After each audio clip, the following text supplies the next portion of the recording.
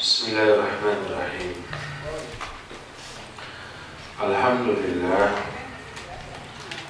Wassalatu wassalamu ala Rasulillah Muhammad ibn Abdillah wa ala alihi wa ashabihi wa mawala wa man tabi'ahum bi ihsanin ila yaumil qiyamah. Wa ba'd. Ikhwati fillah, alhamdulillah atas karunia Allah kita kembali berjumpa.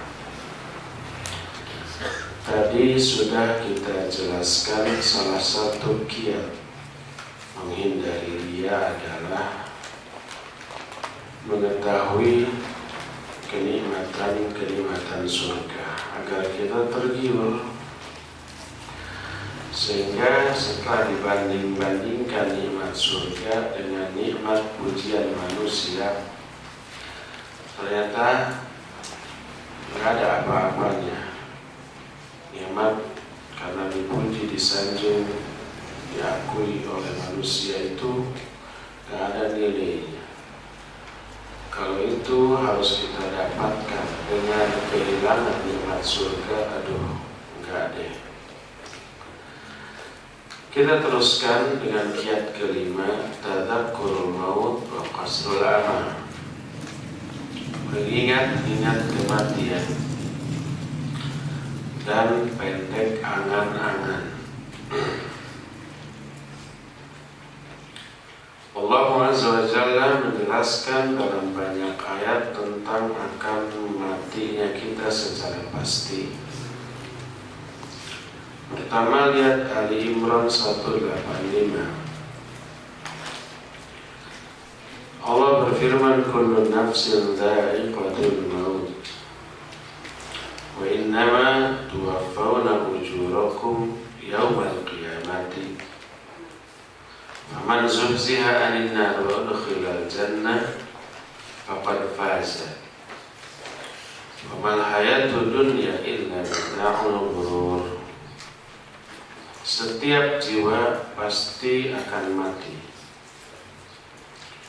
dan kalian hanyalah akan diberikan pahala kalian pada hari kiamat. Maka siapa yang dijauhkan dari api neraka dan dimasukkan ke dalam surga, maka sungguh dia telah berbahagia.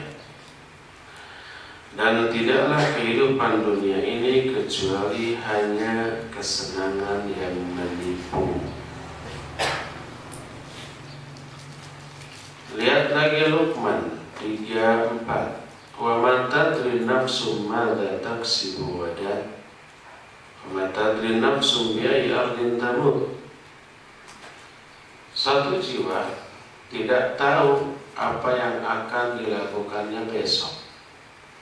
Termasuk apakah besok masih hidup atau sudah mati, nggak tahu. Dan juga tidak tahu, suatu jiwa tidak tahu di bumi mana dia akan mati. Apakah kita akan mati di tanah kelahiran kita? Kita nggak tahu. Lihat jeritan orang yang menyesal di saat kematiannya dalam Al-Mu'minun 99 sampai 100. Hatta idza jaa ahadahumul mautu qala rabbi irji'un la'alli a'mala shalihan fima taraktu kalla innaha kalimatun huwa qailuha wa min wara'ihim barzakhun ila yaumi yub'atsun. Sehingga apabila datang kematian kepada salah seorang di antara mereka, dia menjerit, ya Allah, kembalikan aku agar aku bisa beramal soleh dengan amal soleh yang dulu aku tinggalkan. Waktu sehat, waktu segar bugar ditinggalkan. Pas mau mati menjerit, jangan dulu matikan, saya akan kerjakan tuh amal soleh yang selama ini saya tinggalkan. Gitu ya. Allah menjawab kalla. Tidak bisa. Sekali-sekali tidak. Sama sekali tidak bisa. Itu hanyalah kalimat yang diucapkan oleh orang yang mengucapkannya, dan di belakang mereka ada barzakh. Makna barzakh pemisah. Dan yang dimaksud adalah alam kubur. Karena alam kubur alam yang memisahkan antara alam dunia dengan akhirat. Di belakang mereka ada alam barzakh sampai mereka dibangkitkan. Sampai nanti setelah kiamat baru dibangkitkan. Itu beberapa ayat tentang kematian yang pasti. Sebuah hadis dari Ibnu Umar radhiyallahu anhuma, akhadha Rasulullah sallallahu alaihi wa alihi wasallam bimankibayya faqala kun fid dunya qaribun aw amir sabil. Rasul selesai memegang kedua pundakku, lalu beliau bersabda, jadilah kamu hidup di dunia sebagai orang asing atau sebagai orang yang sekedar lewat. Saya sering menggambarkan tuh, mengajak kita semua untuk memikirkan perjalanan hidup kita. Dari mulai kita di alam kandungan ibu, berak lahir ke alam dunia, lalu hidup di alam dunia. Setelah itu mati, masuk alam kubur. Setelah itu kiamat, masuk ke alam akhirat. Itu perjalanan hidup kita. Coba hitung waktunya. Berapa lama kita di alam kandungan ibu? 9 tahun kan ya rata-rata ya. 9 bulan. Lama banget. 9 bulan. Berak lahir ke alam dunia. Berapa lama kita di alam dunia? Anggaplah 100 tahun. Wah, itu bonusnya sudah banyak. Anggap 100 tahun. Setelah 100 tahun kita mati, masuk ke alam kubur. Berapa lama kita di alam kubur? Sampai kiamat. Berapa lama? Gak tahu, mungkin 1000 tahun, 2000 tahun, 10.000 tahun. Jadi hidup kita di alam kubur dengan di alam dunia ini jauh lebih lama di alam kubur. Di alam dunia yang setahun, yang 100 tahun hanya sebentar, dibanding 10.000 tahun di alam barzakh. Aneh 1000 tahun ya, kita nggak tahu. Jegir kiamat, hancur alam jagat raya. Kita dibangkitkan lagi dan menjalani hidup di alam lain, yaitu alam akhirat. Berapa lama kita di alam akhirat? Selama-lamanya, tidak akan ada akhir. Itulah kehidupan yang sebenarnya.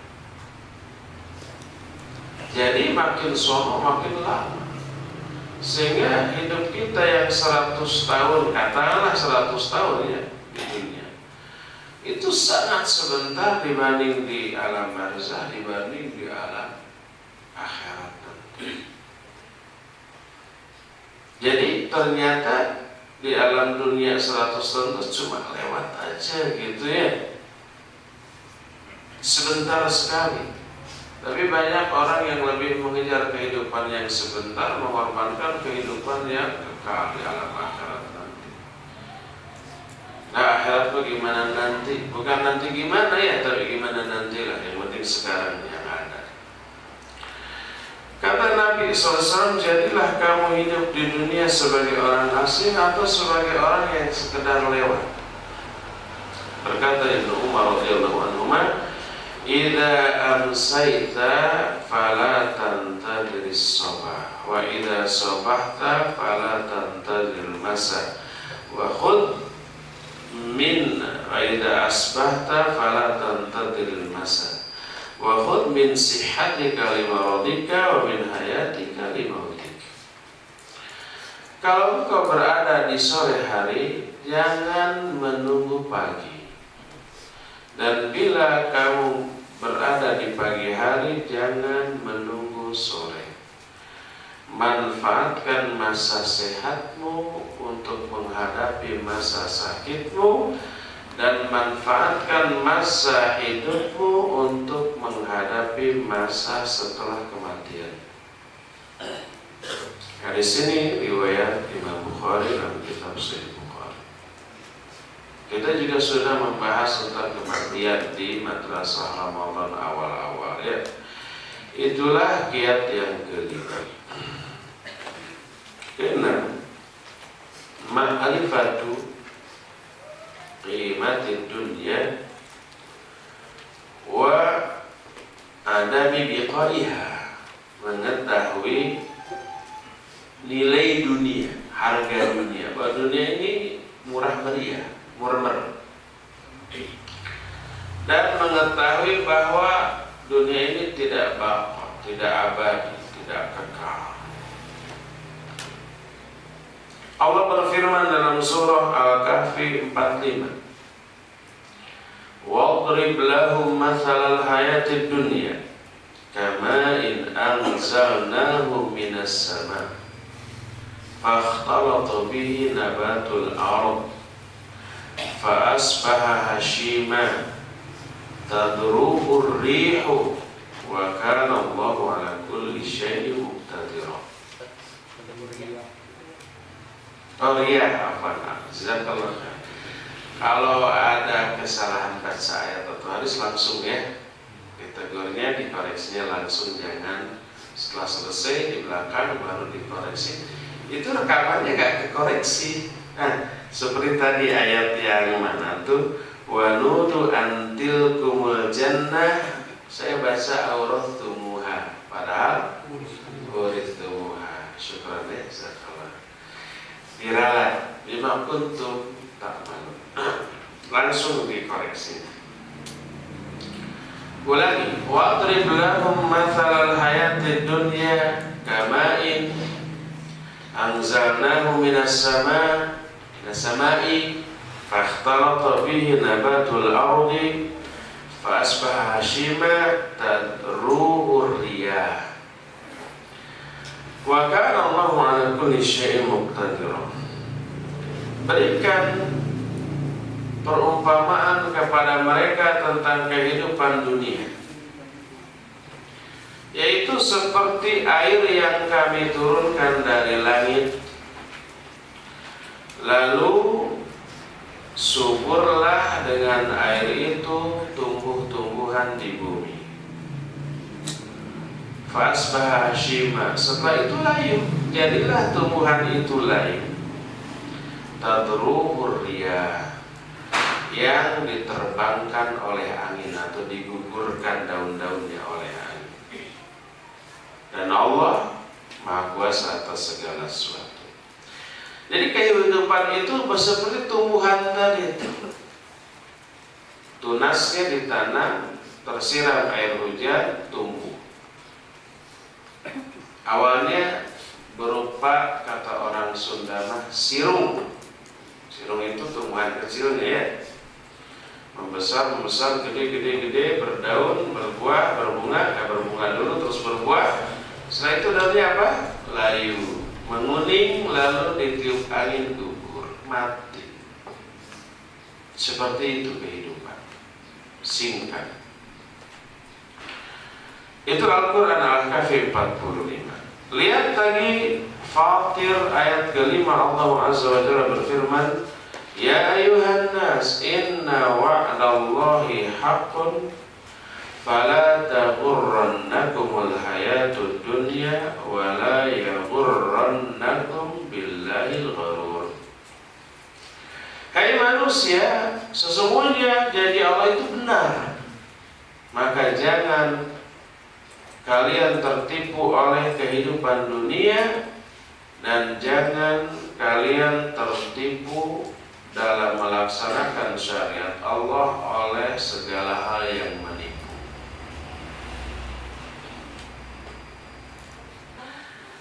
Jadi kesenangan dunia ini sekedar tipuan, semu, kenikmatannya sementara. Ketika seseorang susah dari segi ekonomi, Apa yang diinginkan susah terbeli. Apa yang diinginkan begitu diperoleh nikmat luar biasa. Terus setelah diberikan kemampuan, uang melimpah, segala yang diinginkan mudah terbeli gitu ya. Bisa pokpek itu begitu pok diucapkan langsung pek ada, langsung terbeli. Apa yang terasa nikmat dan enak tadi benar tuh ada yang otak-atik ya. Apa yang terasa nikmat dan enak tadi bosen tuh. Kalau semua yang nikmat-nikmat yang enak-enak sudah bosen, ada lagi kah yang bisa dianggap nikmat oleh dirinya?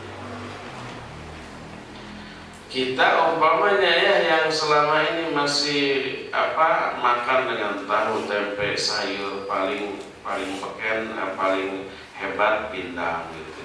Sekali menemukan daging, wah nikmatnya luar biasa. Orang kaya yang sehari-harinya daging, lihat daging itu enak.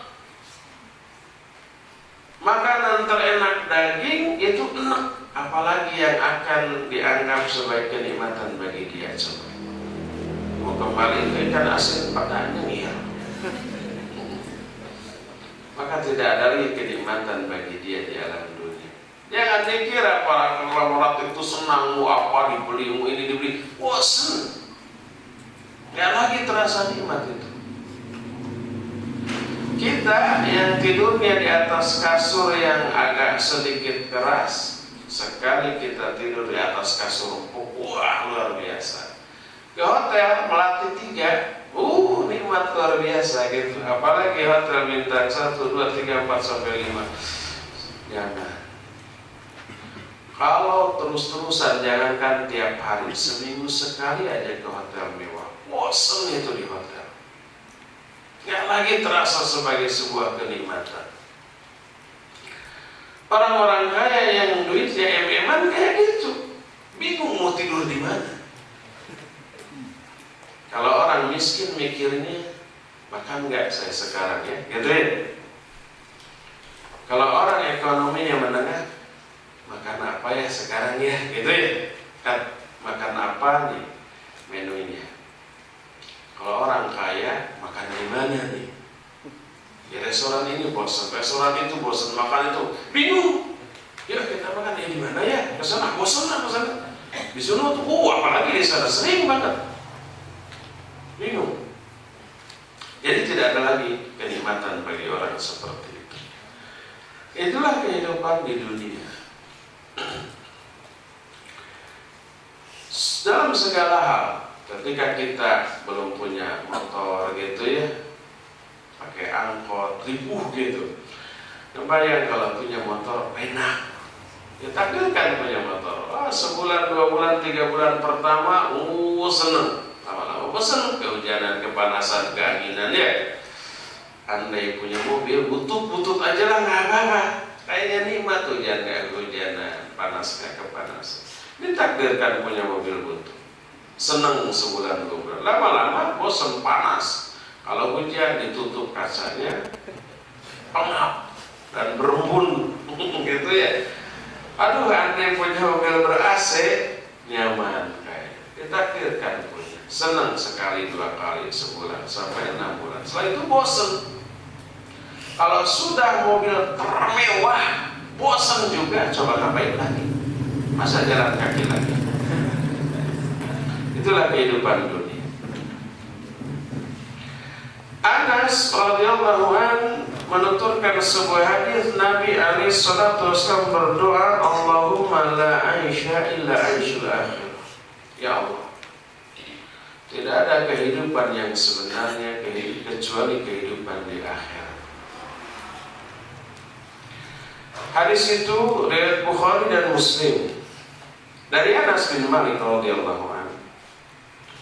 Rasulullah SAW bersabda, yattabi'ul mayyita thalathatun. Yatba'ul mayyita thalathatun. Fayarju ithnan wa yabqa ma'ahu wahid. yatba'uhu ahluhu wa maluhu wa amaluhu fayarji'u ahluhu wa maluhu wa yabqa amaluhu. Mayit itu diikuti oleh 3 perkara. 2 diantaranya kembali lagi dan 1 tetap tinggal bersama si mayit, mendampingi si mayit.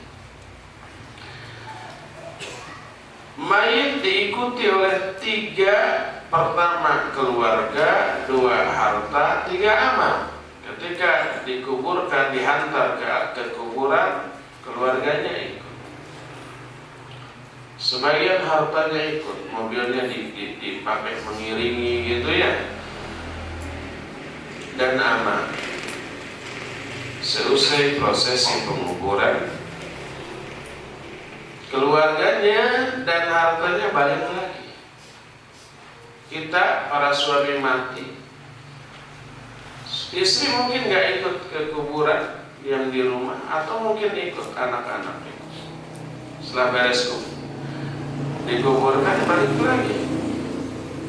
Walaupun umpamanya istri dulu pernah berjanji sehidup semati, seia sekata dalam suka duka,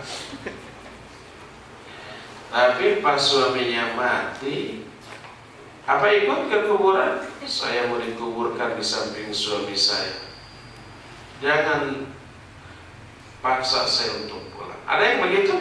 Enggak, balik aja lagi. Kata orang-orang, ibu kan cinta gak ke suami? Tunggu dong di kuburan sampai besok. Ada yang mau? Enggak, amit-amit pulang, takut suaminya bangun. Hartanya balik lagi, keluarganya balik lagi. Yang tinggal terus menyertainya hanya amalnya. Selamat atau tidaknya amal dia tergantung seakrab apa dia dengan amal. Diumpamakan manusia ini punya 3 sahabat erat. Sahabat pertama erat sekali, kedua juga erat, ketiga agak renggang. Suatu saat orang ini bermasalah di pengadilan.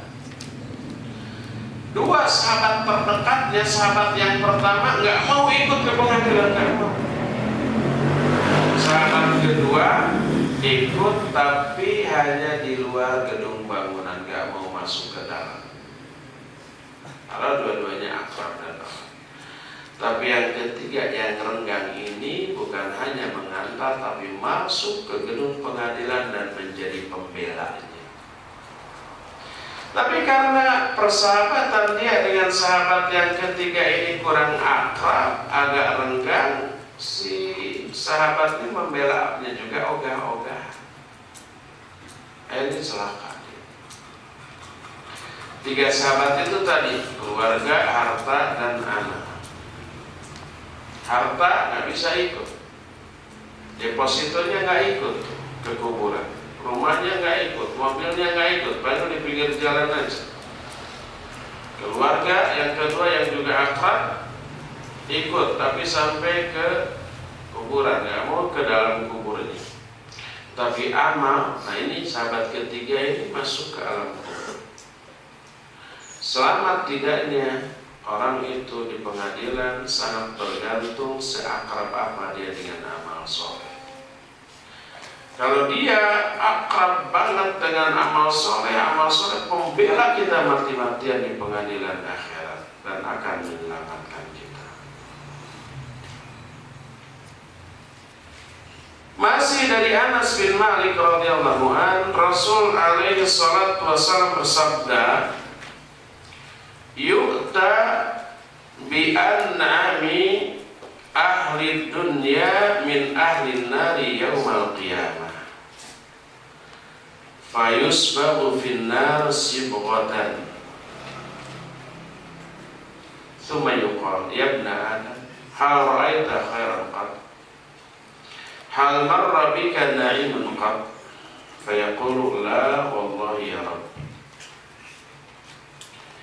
wa yu'ta bi asyadin nas bu'san fid dunya min ahlil jannah fayusbahu sibghatan fil jannah fayuqalu la ya ibna adam hal ra'aita ra'aita bu'san qad? Hal marra bika syiddah qad? Fayaqul la wallahi ya Rabbi ma marra bi bu'sun qad wa la ra'aitu syiddatan qad. Kata Nabi SAW, nanti di akhirat didatangkan ahli neraka yang paling senang ketika di dunia. Mungkin dia ketika di dunia ini gak pernah menderita. Dia punya kekuasaan. Otomatis kalau di dunia penguasa berarti kaya raya ya. Berkuasa bisa nunjuk orang, nyuruh orang, hartanya melimpah. Bro dijuru, bro dipantau, ngalayah di tengah iman, lupa kelibuk, napikeun kada kalebok. Saking banyak, senang di dunia. Tapi di ahli neraka pada hari kiamat, dicelupkanlah orang itu ke dalam neraka dengan sekali celupan. Kalau kentok diangkat lagi gitu ya. Setelah itu ditanya, hei anak Adam, apakah pernah kamu merasakan kebaikan walau hanya sedikit? Pernah nggak kamu dulu merasakan kenikmatan walaupun sebentar? Padahal orang ini orang yang paling bahagia, paling senang ketika di dunia. Ditanya setelah dimasukkan ke dalam neraka sebentar lalu diangkat lagi, pernah nggak dulu kamu merasakan kesenangan, kebahagiaan, kebaikan walau sedikit? Orang itu menjawab, tidak ya Allah, demi Allah tidak. Satu kali celupan menghapus seluruh kenangan kebahagiaan yang pernah dia alami ketika di dunia. Lalu didatangkan manusia yang paling menderita di dunia dari kalangan ahli surga. Dia masuk surga, tapi orang ini manusia yang paling menderita selama di dunia. Dia paling miskin, koreh-koreh cek, lihat ke ragam taya. Lihat ke ragam taya itu ada serba tidak punya. Melihat ke kiri nggak ada apa-apa, ke kanan nggak ada apa-apa. Maksudnya nggak ada makanan, nggak ada uang, harta, kekayaan. Miskin lah. Dahar sore, isu pagi makan, sorenya enggak. Untuk makan besok mikir gimana saya besok makan. Pokoknya orang itu paling menderita di alam dunia, tapi di ahli surga. Masa-masa hidup di tengah kemiskinannya di dunia, dia isi dengan ibadah, dengan amal soleh. Lalu dia dicelupkan ke surga, dimasukkan ke surga, lalu dikeluarkan lagi. Hanya satu kali celupan, loh keluar deh gitu ya. Lalu ditanya, hei Bani Adam, pernahkah engkau merasakan penderitaan walau sedikit? Pernahkah engkau mengalami kesulitan walaupun sedikit? Kalau orang ini semasa hidupnya sulit terus, tapi setelah melihat surga, Allah itu segimana bahasa Indonesianya? Setetes. Jauh banget setetes. Sekilas gitu. Dia menjawab, la wallahi ya Rabbi ma marra bi bu'sun qad wa la ra'aitu syiddah. Tidak ya Allah, demi Allah, aku tidak pernah mengalami penderitaan dan aku tidak pernah merasakan kesulitan sedikit. Sekilas melihat surga menghapuskan seluruh kenangan penderitaan yang pernah dia dialami di dunia, walaupun selama hidup di alam dunianya menderita. Jadi sekilas melihat pemandangan neraka, seluruh kenangan kebahagiaan di dunia musnah, terhapus. Itu orang yang paling senang di dunia. Apalagi orang yang ketika di dunia sengsara tara ibadah. Ya, banyak gak orang miskin tapi gak pernah sholat? Banyak. Di dunia sengsara, di akhirat menderita. Itu serugi-rugi manusia. Agak mending ketika di dunia berbahagia, senang, gembira, di akhirat masuk neraka agak mending. Tapi jangan dipilih itu. Itu masih celaka, masih binasa. Yang lebih parah di dunia menderita, di akhirat celaka. Yang paling bagus sih di dunia senang, bahagia, di akhirat masuk surga ya. Amin. Hadis tersebut diriwayatkan oleh Imam Muslim. Lihat, dengan demikian satu celupan di neraka menghapus seluruh kenangan, kebahagiaan, kelezatan, kenikmatan di dunia. Nah, riya, sum'ah, ujub, takabur, kesenangan yang sesaat. Ada mungkin kesenangan kita bangga, tapi kalau harus ditebus dengan masuk neraka, na'udzubillah. Kalau harus ditebus dengan kehilangan surga, amit-amit jabang bayi, kasabrang kapal lembang, balikna mawa pempek. Dari Jabir radhiyallahu an, Rasul alaihi salatu wassalam marra bisuk dakhilan min ba'dil aliyah wan nas kanafatu. Famarra bijadi asad mayyit fatanawalahu fa'akhadha bi'udhuni. Suatu saat Nabi SAW jalan-jalan ke pasar, gitu ya.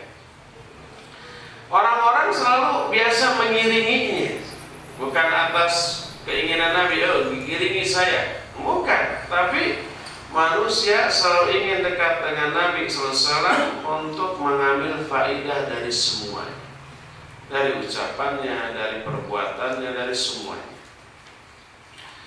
Tiba-tiba beliau menemukan seekor bangkai anak kambing yang asak. Asak bahasa Arab, bukan bahasa Sunda ya.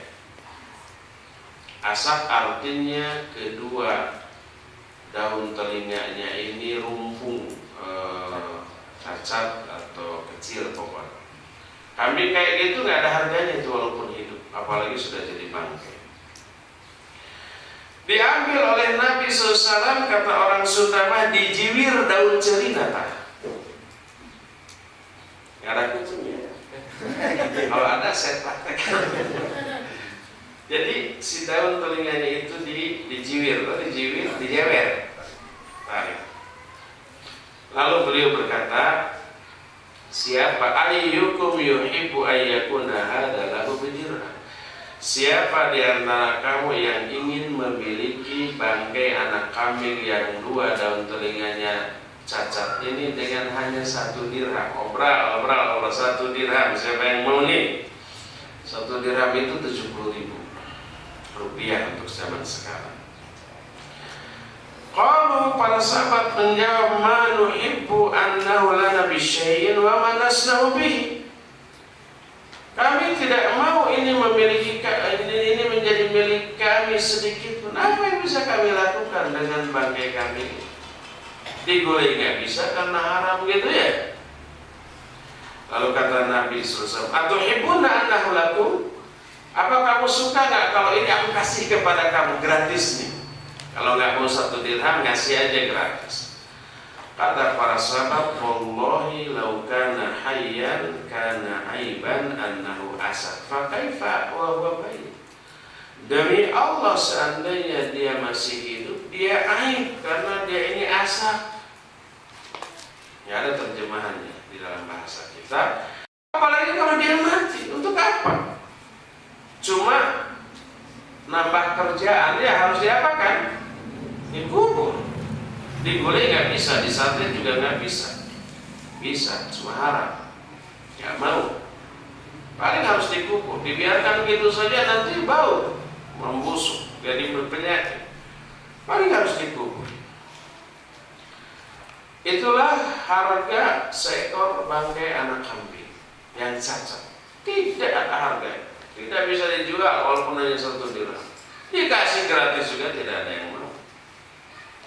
Apa kata Nabi SAW? Fawallahi lad-dunya ahwanu 'ala Allahi min hadza 'alaikum. Demi Allah, sesungguhnya dunia lebih hina di sisi Allah bagi kalian dibanding anak kambing yang sudah mati. Dibanding bangkai kambing, lebih hina lagi dunia daripada itu, bangkai tadi. Inilah nilai dari dunia. Enggak ada nilainya sama sekali. Lebih tak bernilai dibanding bangkai binatang yang cacat. Hadis ini sahih, dikeluarkan oleh Imam Muslim. Dari Abu Hurairah radhiyallahu anhu, Rasul alaihi salatu wasallam bersabda, "Ad-dunya sijnul mu'min wa jannatul kafir." Sudah kita ceritakan kisah Ibnu Hajar ya tentang hadis ini.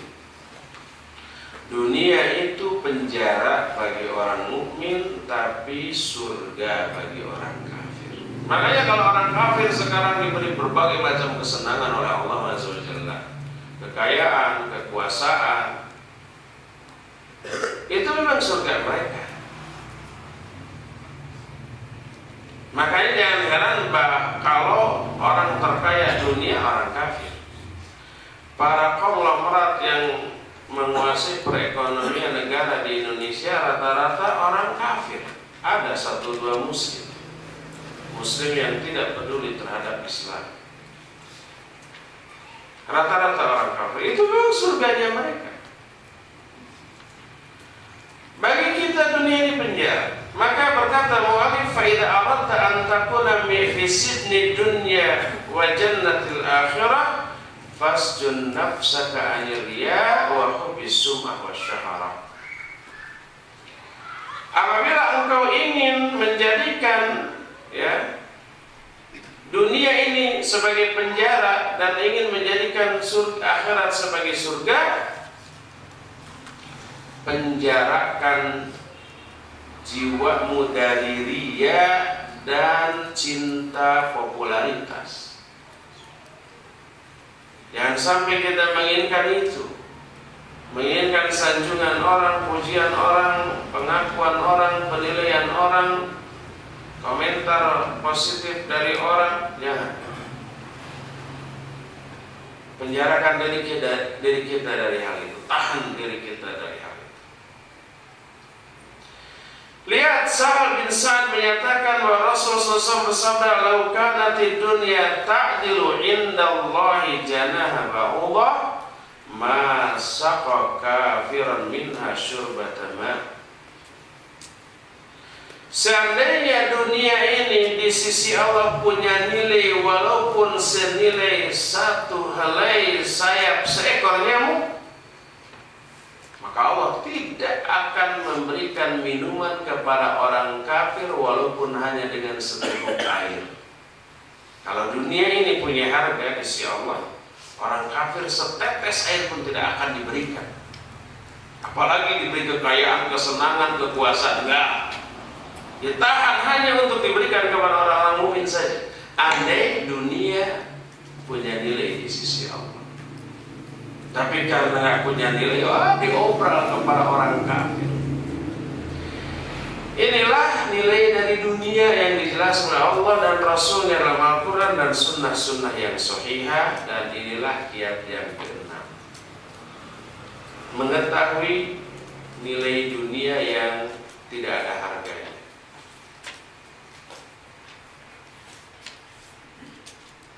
Ketujuh,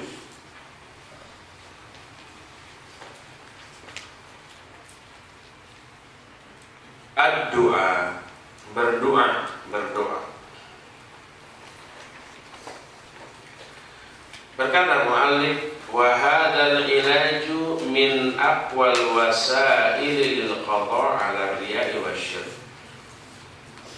Fala tatawaqqaf 'ala du'a mastata'ta ila dzalika sabila.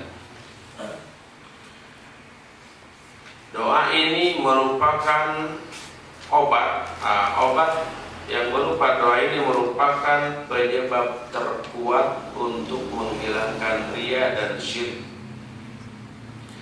Maka jangan pernah berhenti dari berdoa semampu kalian. Cari semampu kalian saat-saat yang mustajab sambil memperhatikan adab-adab berdoa. Nabi SAW telah mengajarkan kepada kita doa yang bisa menghilangkan syirik besar ataupun syirik kecil dari diri kita. Nih contoh hadis dari Abu Musa Al-Asy'ari radhiyallahu an bahwa Rasul SAW bersabda, "Ya ayuhan nas, ittaqu hadza syirka. Fa innahu akhfa min dabibin nama." Faqala lahu man sya'allahu an yaqul, "Wa kaifa nattaqi wa huwa akhfa min dabibin nama ya Rasulullah?" Qala qulu Allahumma inna na'udzubika min an nusyrika bika syai'an na'lamuhu wa nastaghfiruka lima la na'lamu. Hafalkan lalu baca. Kata Abu Musa, Rasul SAW bersabda, "Wahai manusia, bertakwalah kamu dari perbuatan syirik ini. Jaga dirimu dari perbuatan syirik ini, karena syirik tersebut lebih tersembunyi daripada merayapnya semut hitam." Bahkan dalam riwayat lain disebutkan syirik kecil ini lebih samar dibanding semut hitam yang merayap di atas batu hitam dalam keadaan gelap. Dalam keadaan gelap, jangankan semut hitam, gajah lewat pun gak kelihatan. Ini semut hitam merayap di atas batu hitam, tengah siang bolong juga gak kelihatan ya, apalagi di tengah gelap gulitanya keadaan. Samar tidak kelihatan. Nah, syirik itu lebih tersembunyi, lebih samar dibanding itu. Bertanyalah seseorang yang Allah kehendaki untuk bertanya. Kata sahabat yang bertanya, bagaimana kita bisa menyelamatkan diri dari syirik tersebut kalau dia lebih samar, lebih tersembunyi daripada rayapan semut hitam ya Rasulullah? Kalau gitu gimana cara menghindarinya kalau itu tersembunyi ya?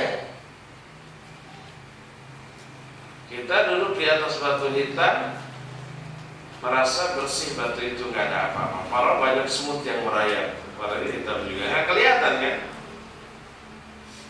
Ini menunjukkan seringkali kita merasa aman tentang amal kita. Amal kita ini ikhlas dan mutabah. Padahal belum tentu. Apakah ikhwan akhwat yang rajin ngaji selama ini ngajinya ikhlas? Nggak kepikiran. Baru setelah diberi sebuah kasus oleh Allah baru kelihatan nggak ikhlas. Umpama ya, ketika ngajinya tersebut terjadi sebuah peristiwa, clash dengan sesama ikhwan atau akhwat gitu ya, atau ada urusan duniawi lah gitu ya, berhenti ngajinya. Kenapa kamu ngaji? Saya nggak mau lihat orang itu. Loh, selama ini ngajinya karena dia toh, atau karena Allah? Kan gitu ya. Kalau begitu, ngajinya selama ini bukan karena Allah, tapi karena dia. Padahal selama ini nggak kepikiran, nggak pernah direnungkan ngajinya ikhlas nggak karena Allah apa enggak. Awal ngaji karena Allah, gitu ya. Nah lalu ada lalunya nih. Seiring berjalannya waktu, mulailah kita banyak kenalan dengan ikhwan, dengan akhwat. Mulai komunikasi HP, Facebook, BBM gitu ya. Awalnya mulai saling tahu Facebook atau nomor HP itu untuk kebaikan, yaitu komunikasi dalam mengkoordinir pengajian, daurah gitu ya. Ikhwan perlu tahu tuh HP awat untuk koordinasi. Awat sudah siap untuk acara besok belum? Awalnya begitu tuh. Lama-lama di luar masalah itu juga dikomunikasikan. Mulai ada rasa senang, suka. Pas besok mau ngaji, besok mau datang nggak? Ya datang lah. Ada rasa senang. Walaupun si akhirnya nggak dilihat, tapi tahu bahwa dia datang, senang itu hati. Ketika ngaji ada SMS, kapan ada halangan harus keluar kota, nggak bisa hadir, langsung nggak semangat lagi ngajinya. Belum tamat ngajinya udah pulang, afwan anak-anak keperluan. Coba pertanyakan, karena apa ngajinya itu? Selama ini kita merasa ikhlas-ikhlas saja, dikasih satu kasus oleh Allah, terbukti nggak ikhlas. Semoga Allah SWT menyelamatkan kita semua dari hal-hal seperti itu, dari ketidakikhlasan dalam hal apapun, termasuk dalam hal ngaji. Jadi kalau syirik ini lebih samar, lebih tersembunyi daripada rayapan semut hitam di atas batu hitam, gimana cara kita menghindarinya ya Rasulullah?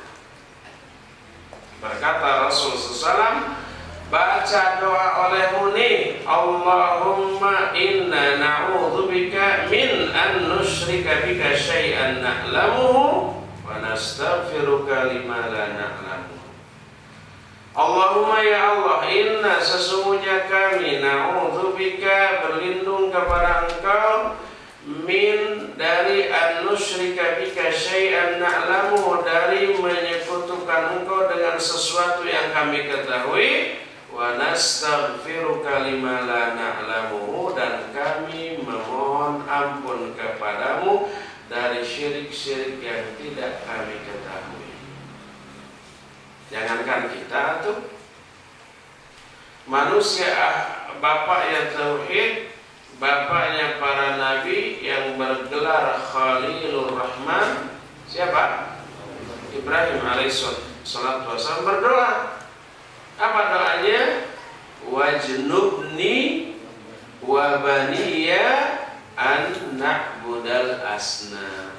Jauhkan diriku dan anak-anakku dari menyembah berhala, dari perbuatan syirik.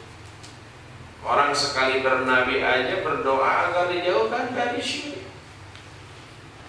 Padahal beliau bapaknya tauhid.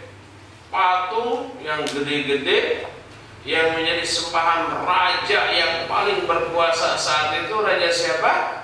Namrud. Syekhul Islam menyatakan Raja Namrud pernah menguasai seluruh dunia. Yang likut dunia mukminan wa kafiran. Dunia ini pernah dikuasai oleh dua raja mukmin dan dua raja kafir. Adapun dua raja mukmin yang pernah menguasai seluruh dunia, pertama Sulaiman. Bukan hanya dunia manusia, tapi juga dunia jin dan binatang. Jin yang nggak nurut dihukum, dibelenggu, dirantai, disiksa bisa oleh Nabi Sulaiman. Makanya takut kepada Nabi Sulaiman. Raja kedua yang mukmin yang menguasai dunia adalah Dzulqarnain. Adapun dua raja yang pernah menguasai dunia, pertama Namrud, yang kedua Sultan Iskandar yang mendirikan negara Iskandaria yang juga bernama Iskandar Dzulqarnain. Ada dua Dzulqarnain, satu mukmin, satu kafir. Nah itu Raja Namrud yang paling berkuasa ditentang oleh satu orang Ibrahim. Tuhan-tuhannya dibabat tuh sampai hancur. Debat sudah kalah.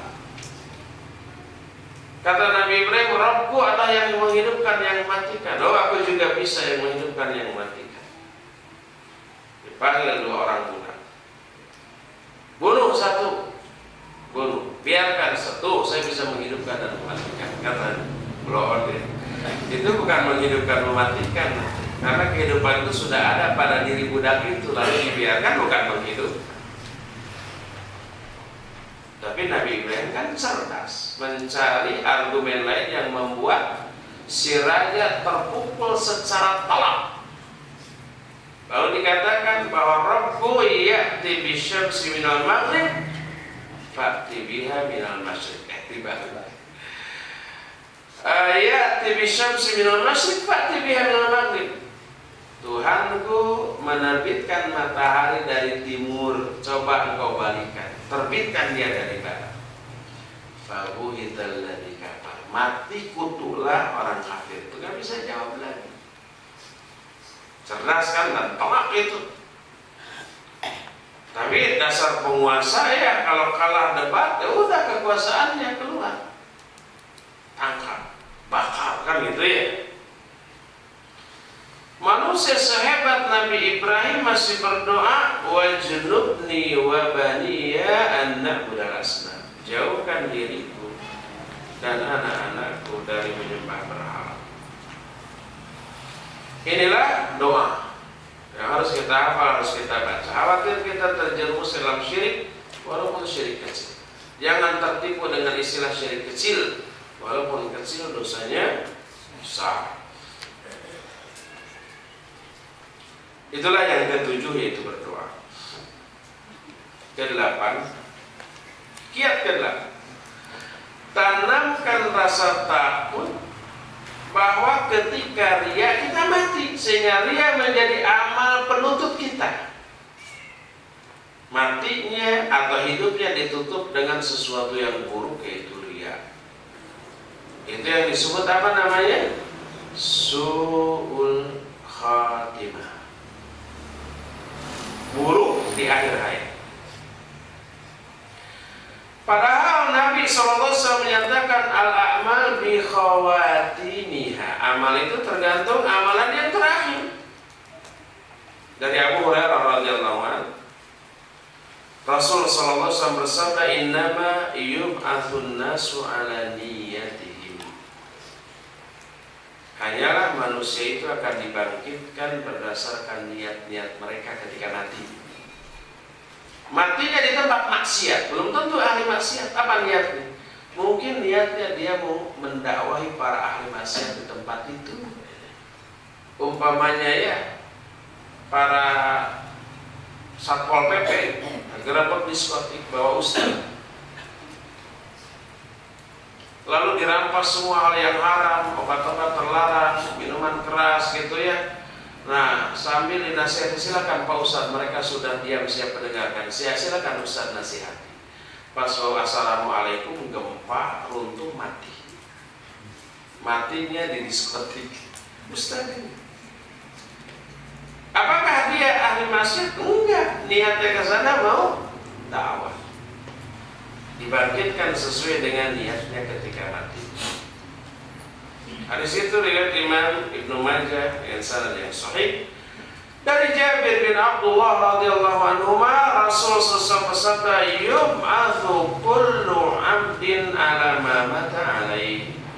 Akan dibangkitkan semua hamba berdasarkan amalan ketika dia mati, serta niatnya ya. Nah, khawatir ketika kita sedang riya mati, maka amalan penutupnya adalah riya, dan itu su'ul khatimah. Waliyadzubillah. Semoga Allah SWT menghindarkan kita semua dari kematian su'ul khatimah dan mewafatkan kita semua dalam keadaan husnul khatimah. Kesembilan, al-ikthar min a'malil khairi ghairal musyahadati wa adamil ikhbari anha li ghairi darurah. Kiat yang kesembilan, memperbanyak amal-amal kebaikan yang tidak tersaksikan orang dan tidak menceritakan amal tersebut kecuali darurat. Contoh amal-amal yang tidak tersaksikan orang itu apa? Qiyamul lail, salat malam. Dan jangan tergelitik untuk menceritakannya sekalipun di Facebook. Kadang ada orang untuk memberitahukan kepada orang bahwa malam itu kita bangun jam 3, jam 2, sengaja dia bikin status. Apa aja bikin status jam 2 tok, biar orang-orang tahu jam 2 itu saya bangun. Setelah itu tidur lagi. Jangankan tidur lagi, walaupun tahajud, status itu merusak tahajud kita itu. Ya coba bikin status jam 2, jam 3 malam. Waktu yang mestinya untuk akhirat, untuk Allah, untuk dunia, untuk ria-ria, untuk menulis status di sana. Atau al-buka khalian min khasyatillah, menangis menyendiri karena takutnya kepada Allah. Sunnah, sedekah yang dirahasiakan, mendoakan orang lain tanpa sepengetahuan yang bersangkutan, sholat sunnah di rumah selain sholat fardu. Lakukan amal-amal itu sebanyak mungkin, karena amal tersebutlah amal yang tidak tersaksikan oleh manusia. Kalau mau menangis, jangan menangis di hadapan umum, menangislah ketika kita menyendiri. Kalau kita ingin menangis karena takut dosa-dosa di hadapan orang, tahan, berupaya untuk menahan. Karena itu jadi fitnah bagi kita, jadi fitnah bagi orang lain. Kita bisa riya, orang lain bisa suudzon. Sok soleh. Kan gitu. Menangislah ketika kita menyendiri. Itulah yang ke-9. 10. Musahabatu man tara fihimul ikhlas wassalah wa taqwa. Bersahabat dengan orang-orang yang engkau lihat mereka memiliki keikhlasan, kesolehan dan ketakwaan. Bergaul dengan orang-orang soleh, dengan orang-orang takwa, dengan orang-orang yang ikhlas. Dari Abu Musa radhiyallahu an, Rasul alaihi salatu wasallam bersabda, "Wa mathalul jalisis salih wal jalisis su kamathalis sahibish al-mis wa kiril haddad. La ya'damuka min sahibil mis imma an tashtariyahu aw tajidu riha. Wa kiril haddad yahriku baitaka aw thawbaka aw tajidu minhu rihan khabithah." Perumpamaan kawan bergaul yang soleh dengan kawan bergaul yang buruk seperti bergaul dengan penjual minyak wangi dan bergaul dengan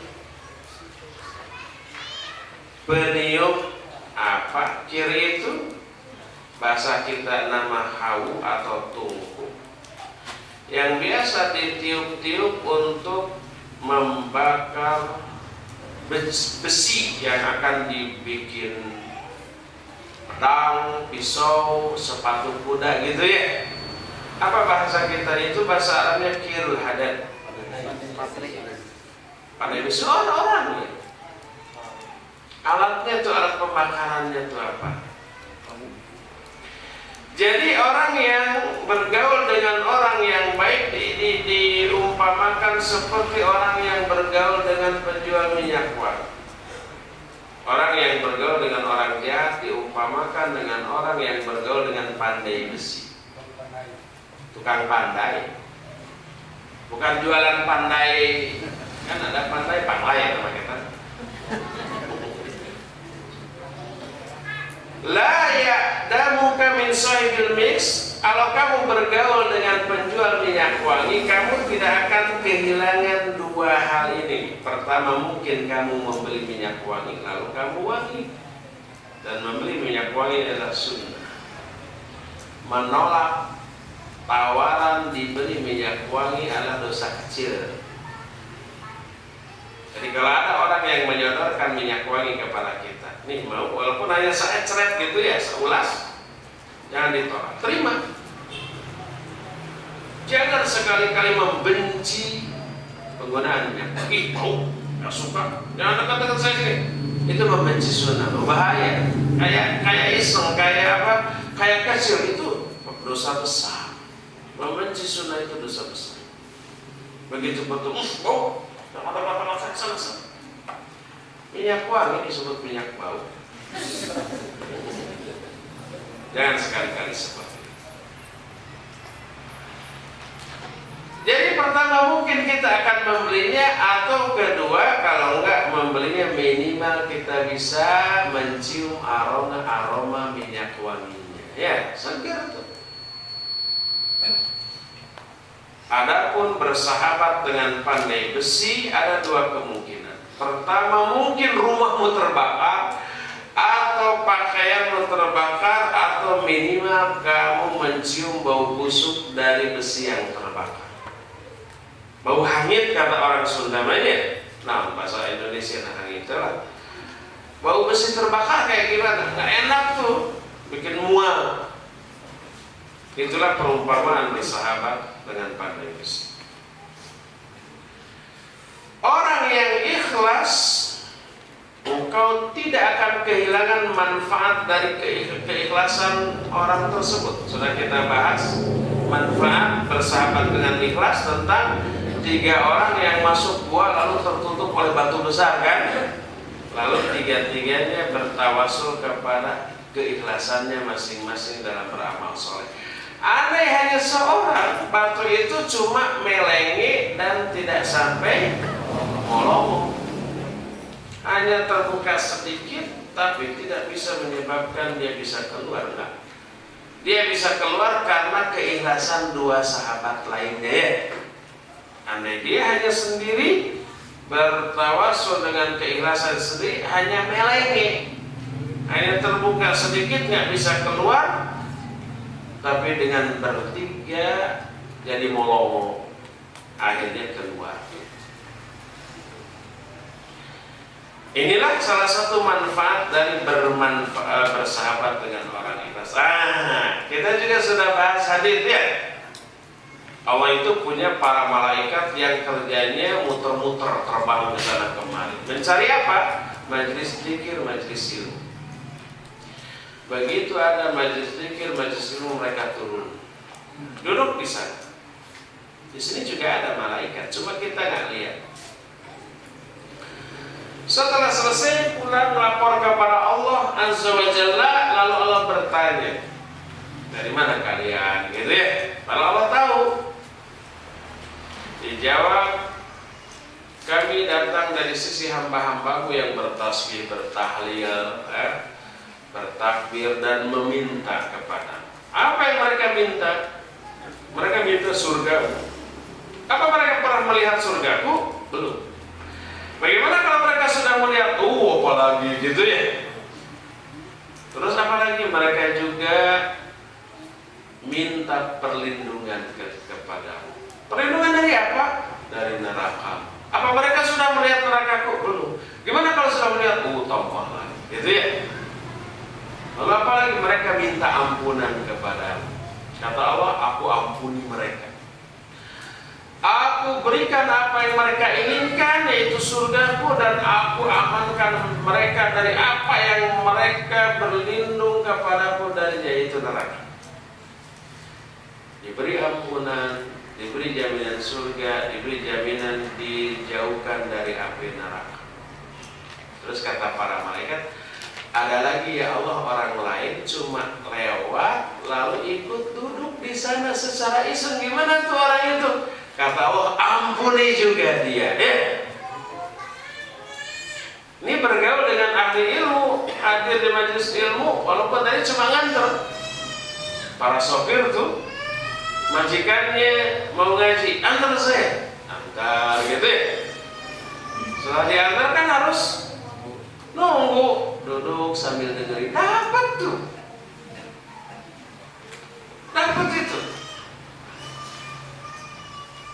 Oleh karena itulah bergaul dengan ahlul khair, ahlus sholah, ahlul taqwa dapat manfaat dan kesolehan, ketakwaan dan kebaikan mereka.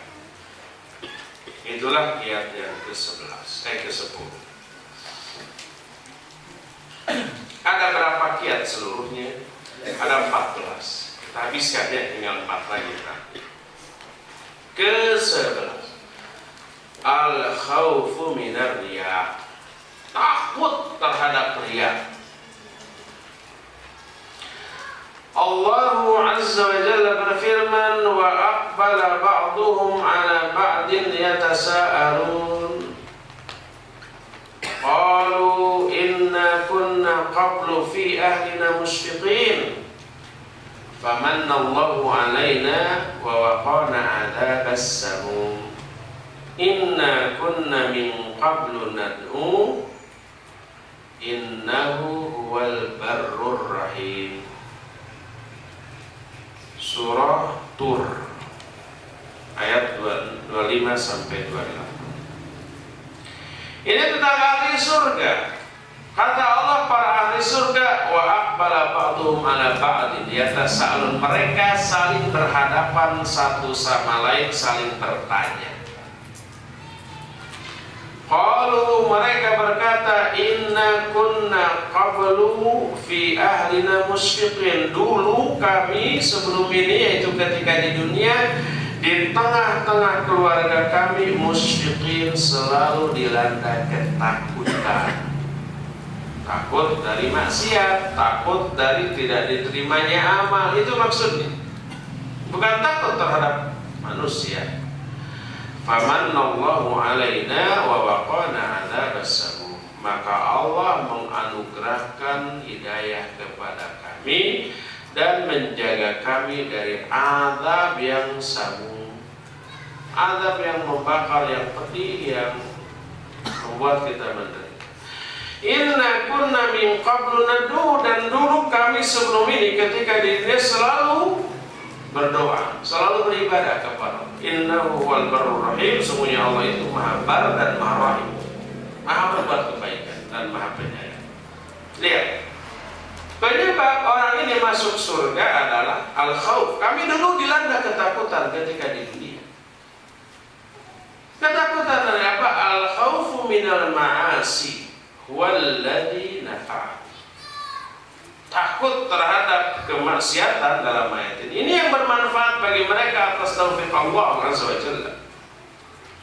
Dan rasa takut terhadap hal yang mereka sangat wanti-wanti membuat mereka selamat. Adapun orang yang merasa aman, dia akan terjerumus selama sekenal. Saya mah nggak akan tergoda lah walaupun dekat-dekat wanita. Makanya nggak perlu takut pagari wota dengan wanita juga umpamanya.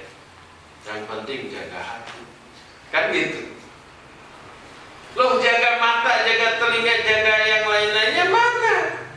Karena Allah memerintahkan kita menjaga mata, menjaga telinga, menjaga lisan, menjaga indera ini, dan tidak ada perintah dari Allah untuk menjaga hati, ya. Karena hati nggak bisa dijaga. Menjaga mata dengan cara apa? Memalingkan ke arah lain atau merem. Menjaga telinga, cocokkanlah telinga tetap. Menjaga lisan gimana? Bakum, balem. Ya. Menjaga tangan gimana?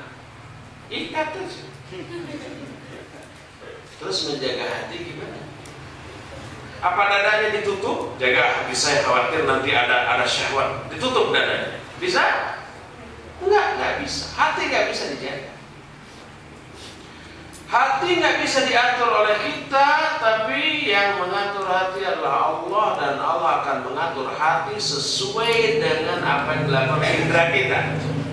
Kalau mata melotot menatap aurat lawan jenis, maka Allah mengkondisikan hatinya dengan kondisi yang buruk, perlu dipenuhi dengan syahwat. Gak bisa orang menyatakan mata saya memang menatap dia, tapi hati saya tetap ke Allah. Kembali ke orang. Kalau memang ke Allah, harusnya ingat Allah menyuruh mata ini apa? Tunduk. Qul lil mu'minin yaghuddu min absarihim. Katakan kepada orang-orang, tundukkan mata-mata kalian. Masa ingat ke Allah tapi larangan Allah dilanggar, ya? Bukan menjaga hati tapi jaga pandangan, jaga lisan, jaga pendengaran, jaga seluruh indera kita, anggota tubuh kita dari apa yang Allah larang. Adapun hati itu urusan Allah, Allah yang akan mengatur, Allah yang akan membolak-balikannya, dan pengaturan Allah atas hati kita sangat bergantung dari pemeliharaan terhadap indera kita atau anggota badan kita. Jadi siapa orang yang merasa aman dari maksiat tanpa menjaga diri, dia akan terjerumus ke dalam. Oleh karena itu Nabi Muhammad SAW sangat mengkhawatirkan syirik, dan beliau sering berdoa dengan doa, ya muqallibal qulub tsabbit qalbi ala din. Dari Ummu Salamah radhiyallahu anha, karena aktsar du'ai Rasul sallallahu alaihi wasallam ya muqallibal qulub tsabbit qalbi ala. Doa yang paling sering dibaca oleh Nabi sallallahu alaihi wasallam adalah ya muqallibal qulub, wahai pembolak-balik hati, tsabbit qalbi ala dinik, tetapkan hati saya di atas agama. Jadi harus takut terhadap semua kemaksiatan, termasuk terhadap riya. Inilah yang ke-11. Ke-12, 13 dan 14 besok. Sudah habis waktunya untuk penjelasan. Sisa waktu yang ada untuk kita bertanya jawab, 3 poin yang tersisa insya Allah besok akan kita lanjutkan di sesi pertama. Ya, kita buka pertanyaan dari Ikhwan dulu. Ada yang mau bertanya, dipersilakan. 1 dari Ikhwan, silakan. Menjelaskan data sampai bahwa di alam juga hanya melihat juga, karena bentuk orang mungkin di sana hanya melihat juga, tapi bagaimana kehidupan mereka selanjutnya setelah kiamat mereka itu dan ya. Ada pertanyaan.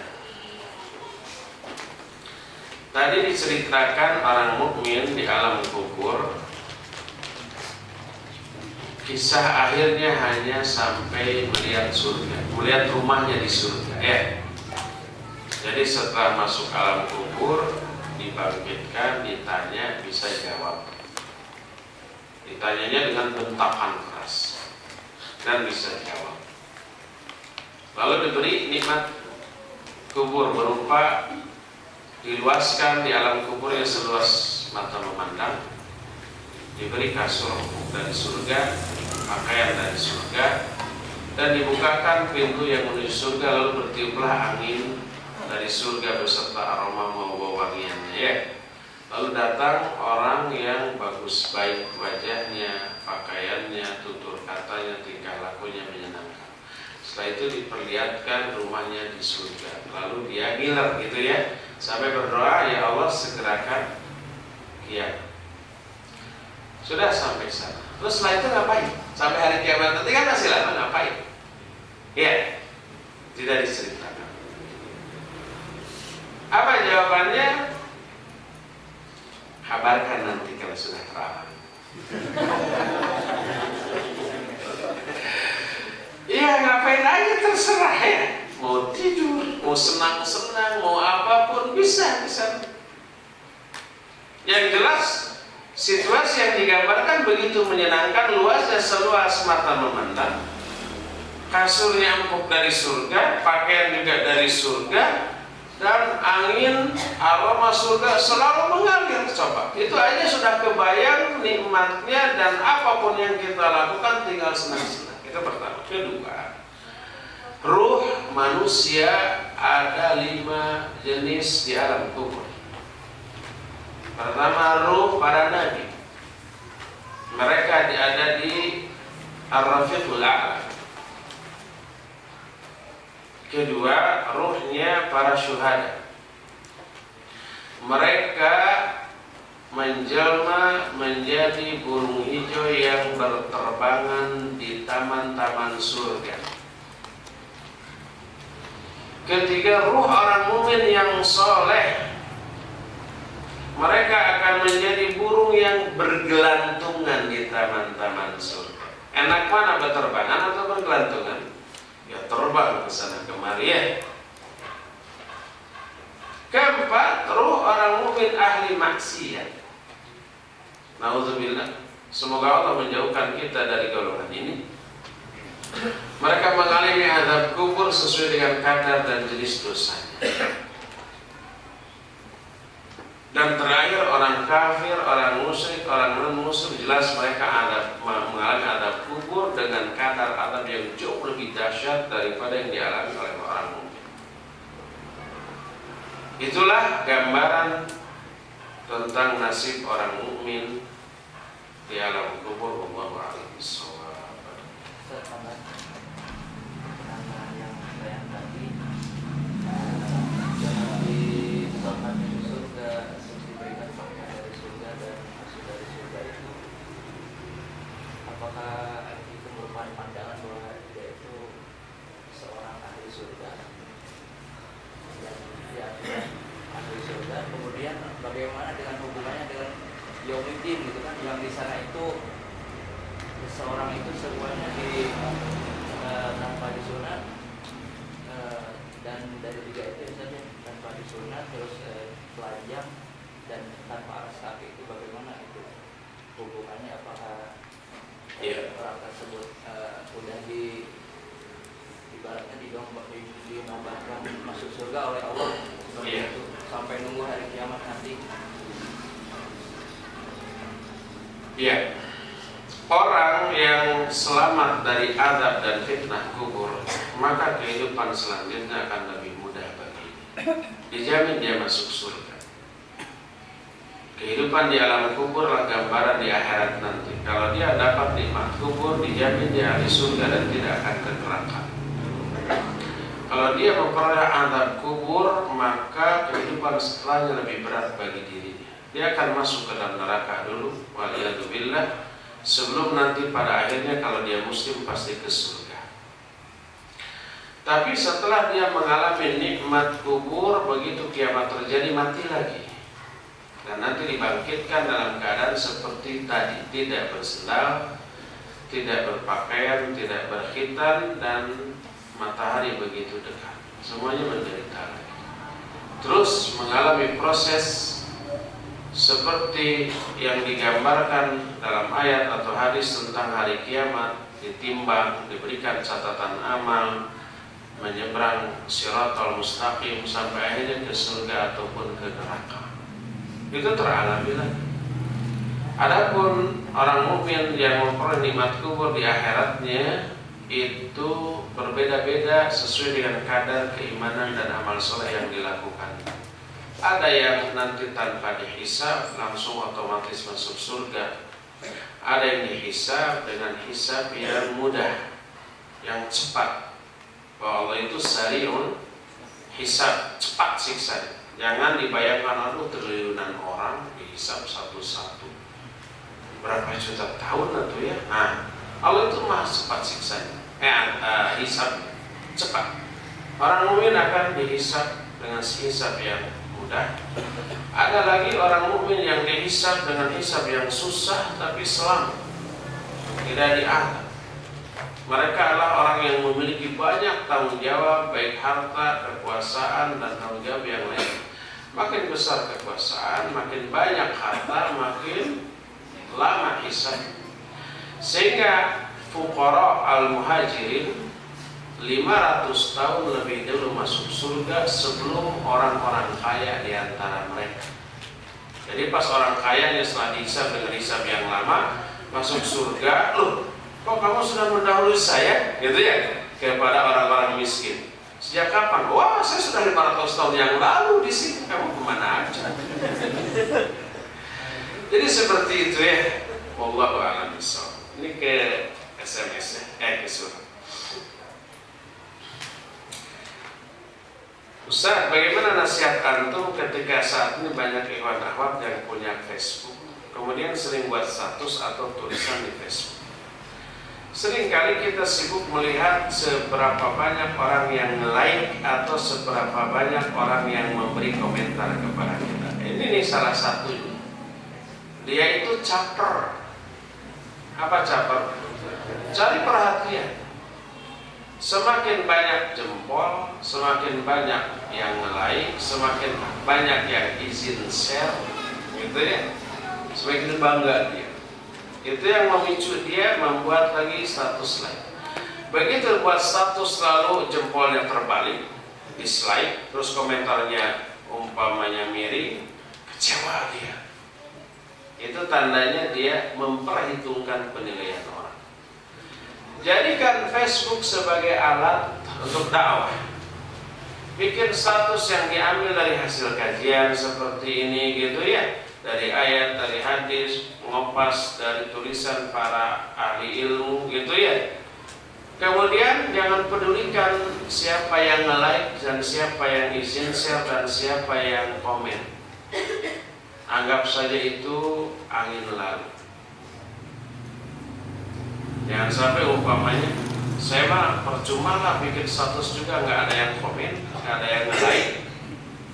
Oh berarti tujuannya itu ya. Jadi jangan jadikan Facebook sebagai media dakwah ya. Ada seseorang yang menceritakan kedahsyatan salat tahajud kepada orang lain. Emang tahajud dahsyat gitu?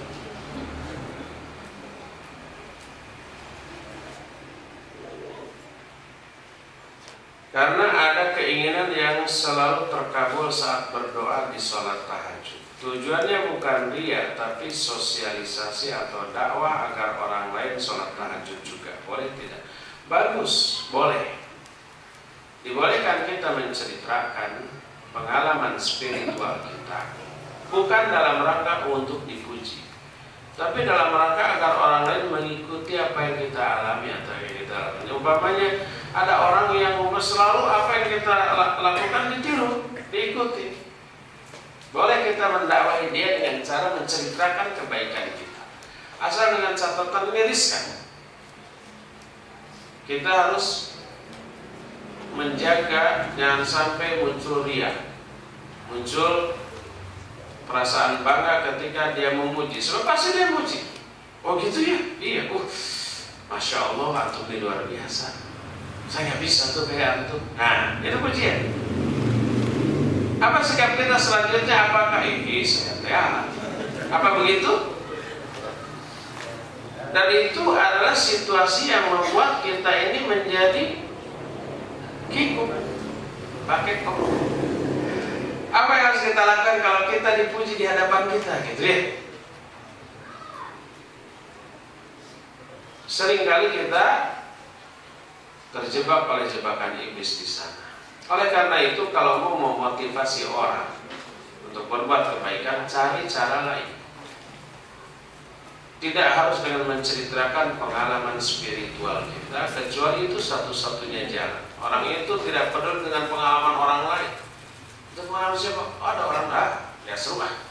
Saya ingin mendengar dari antum umpamanya. Kecuali kalau itu satu-satunya, maka dipersilakan. Terakhir,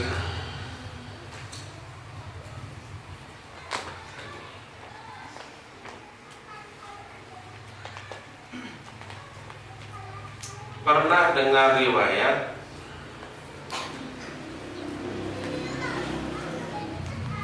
cocok adalah kawan, cicak adalah hewan, bukan kawan.